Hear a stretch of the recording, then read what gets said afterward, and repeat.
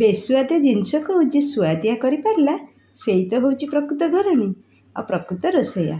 ତ hello everyone, ଜୟ ଜଗନ୍ନାଥ। କେମିତି ଅଛନ୍ତି ଆପଣମାନେ? ଆଶା କରୁଛି ଭଲରେ ଥିବେ।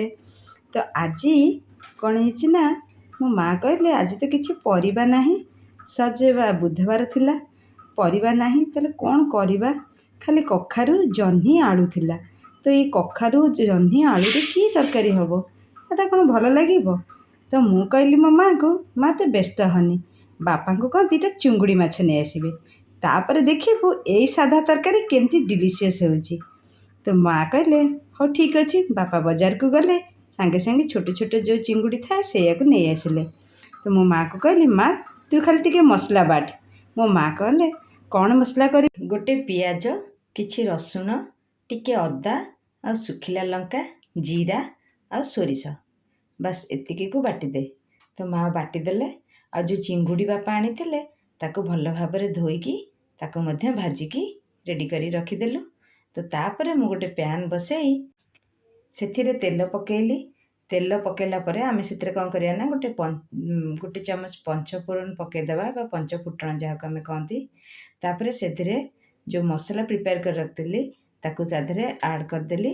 ତ ଏଇ ମସଲା ଆଡ଼୍ କରିସାରିଲା ପରେ ତାକୁ ଟିକେ କଷି ଦେଇ ତା ଦେହରେ ହଳଦୀ, ଲୁଣ ଆଉ ଟିକେ ହେଙ୍ଗୁ ପକାଇକି ତାକୁ ଭଲ ଭାବରେ ସେ ମସଲାକୁ କଷି ଦେଇ ତା ଦେହରେ ମୁଁ କ'ଣ କଲି ନା, କଖାରୁ ଆଉ ଆଳୁକୁ ପ୍ରଥମେ ଆଡ଼୍ କରିଦେଲି।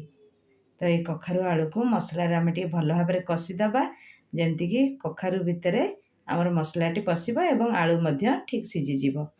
ତ ଦେଖନ୍ତୁ ଏଠି ଆମର ଭିଡ଼ିଓରେ ଦେଖୁଥିବେ, ତ ମୋର ମସଲା ଆଉ ଆଳୁ ସବୁ ମିଶି ଆସିଲାଣି ବା ସିଝି ଆସିଲାଣି। ତ ଏଇଭଳି ମସଲାଟା ଯେତେ ଭଲ ଭାବରେ କଷିବେ ସେତେ ତରକାରୀର ସ୍ୱାଦଟା ଭଲ ଆସିବ। ତ ଏଠି ଆମର ମସଲା ଆଉ ମୋର ପରିବା ଗୁଡ଼ିକ ଭଲ ଭାବରେ କଷି ହେଇଗଲାଣି। ତାପରେ ଆମେ ଏଥିରେ ଜହ୍ନି ଆଡ଼୍ କରିଦେବା।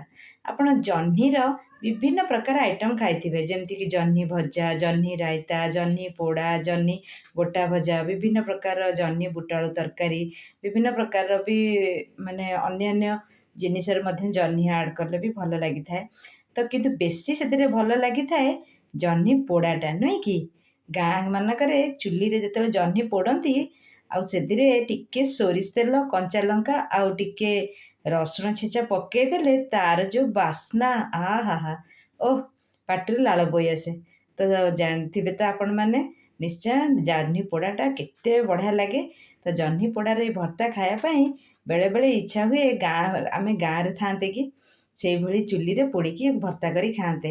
କିନ୍ତୁ କ'ଣ କରିବା, ସହରରେ ତ ଆଉ ଚୁଲି ଆଣି କରିବା ମାନେ ଏଇଟା ତ ବଡ଼ କଷ୍ଟକର, ସମସ୍ତଙ୍କ ପକ୍ଷେ ସମ୍ଭବ ନଥାଏ। ତ ଛାଡ଼ନ୍ତୁ, ସେ ତ ଗଲା ଗାଁ କଥା। ତ ସବୁ ବର୍ତ୍ତମାନ ତ ଗ୍ୟାସ୍ ଯୁଗ, ଗ୍ୟାସ୍ରେ ହିଁ ସବୁ ହେଉଛି। ତ ଏଠି ଆମର ଦେଖନ୍ତୁ ପରିବା ଗୁଡ଼ିକ ମୋର ସିଝିଗଲା ପରେ ମୁଁ ସେଥିରେ ପାଣି ଆଡ଼୍ କରିଦେଲି। ପାଣି ଆପଣ ଆପଣଙ୍କ ହିସାବରେ ଦେବେ, ଗ୍ରେଭି କେତେ ମୋଟା ରଖିବେ, କେତେ ପତଳା ରଖିବେ, ତ ସେଇ ହିସାବରେ ଦେବେ। ତାପରେ ପାଣିଟି ଯେତେବେଳେ ଫୁଟି ଆସିବ ବା ଆମର ଗ୍ରେଭିଟି ଫୁଟି ଆସିବ, ସେତେବେଳେ ଆମେ ସେଥିରେ ଚିଙ୍ଗୁଡ଼ିକୁ ଆଡ଼୍ କରିଦେବା। ତ ଦେଖିପାରୁଥିବେ ମୋର ଏ ଭିଡ଼ିଓରେ। ତ ମୋର ଯେତେବେଳେ ତରକାରୀଟି ଫୁଟି ଆସିଲା ସେତେବେଳେ ମୁଁ ସେ ଚିଙ୍ଗୁଡ଼ିକୁ ଆଡ଼୍ କରିଦେଲି।